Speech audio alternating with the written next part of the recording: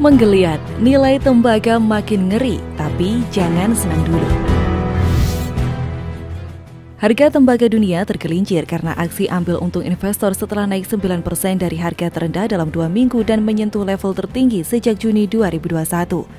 Tembaga mempertahankan kenaikan harga baru-baru ini. Tanda-tanda permintaan yang kuat dari konsumen utama Cina dan penurunan tajam persediaan di sistem gudang London Metal Exchange atau LME menopang kenaikan harga tembaga. Harga acuan tembaga di LME tidak berubah, yakni 9,376 US dollar per ton dalam perdagangan resmi. Harga telah naik dari level terendah pada minggu lalu, yakni 8,740 US dollar. Pada Jumat 15 Oktober, harga tembaga tercatat 9.983,75 US dollar per ton, turun 0,22% dibanding harga penutupan kemarin. Faktor lain yang membebani laju harga tembaga adalah kekhawatiran investor atas utang di sektor properti Cina dan krisis listrik yang mulai meluas. Citigroup dalam analisisnya memperkirakan harga tembaga masih bisa turun 10% dengan permintaan yang akan menyusut selama 3 bulan. Selain itu, harga tembaga yang terlalu tinggi dikhawatirkan mengganggu pengembangan energi terbarukan. Dampaknya adalah biaya bahan baku semakin mahal dan akhirnya menekan margin keuntungan para pengembang. Jika tren ini terus berlanjut, banyak proyek terbarukan mungkin menjadi proyek yang rugi dan atau kekurangan modal kecuali proyek milik perusahaan besar yang memiliki modal berlimpah. Tembaga adalah salah satu komponen penting dalam produksi energi terbarukan seperti mobil listrik, panel surya, dan turbin angin. Sementara itu, potensi investasi untuk tambang tembaga sangat menjanjikan. Terlebih, produk ini banyak dibutuhkan untuk industri global, mulai dari sektor energi baru terbarukan hingga kendaraan listrik.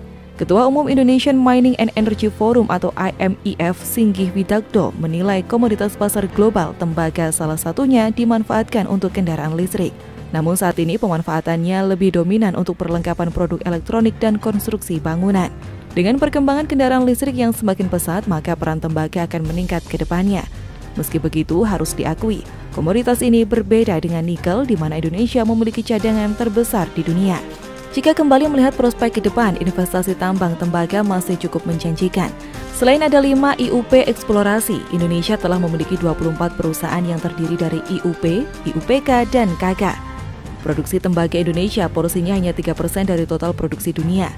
Ini jauh di bawah Chile yang mencapai 23% atau terbesar di dunia, diikuti Australia 10%, Peru 10%, sebagian Rusia 7%, Meksiko 6%, dan negara lainnya.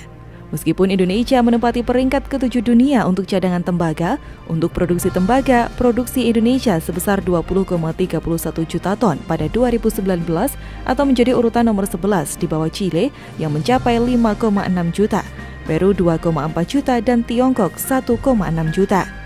Untuk itu, prospek tembaga masih cukup menarik, terlepas dari harga ekspor katoda yang menurun dalam 3 tahun terakhir ini. Namun prospek ekspor katoda tembaga ke Jepang, Tiongkok, dan Thailand masih sangat menjanjikan. Presiden Direktur Freeport Indonesia Tony Wenas mengatakan produk tambang memiliki prospek cerah seiring dengan meningkatnya penggunaan energi baru terbarukan. Potensi pasar untuk produk tembaga akan terbuka lebar. Hal ini seiring dengan meningkatnya kehadiran pembangkit listrik energi baru dan terbarukan yang membutuhkan tembaga dalam jumlah besar. Misalnya dalam pembuatan mobil listrik, setidaknya dibutuhkan tembaga 4 kali lebih banyak dibandingkan kebutuhan tembaga untuk pembuatan mobil konvensional. Selain itu, tembaga juga dibutuhkan untuk baterai yang saat ini tengah dikembangkan. Demikian juga dengan pembangkit listrik tenaga surya dan pembangkit listrik tenaga angin yang membutuhkan tembaga jauh lebih banyak dibandingkan dengan pembangkit listrik batu bara.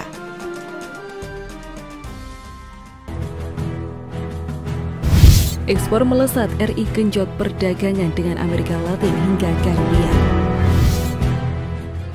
Menteri Luar Negeri Indonesia Retno Marsudi membuka Forum Bisnis Digital Indonesia Amerika Latin dan Karibia atau INA-LAC 2021 pada Kamis 14 Oktober 2021.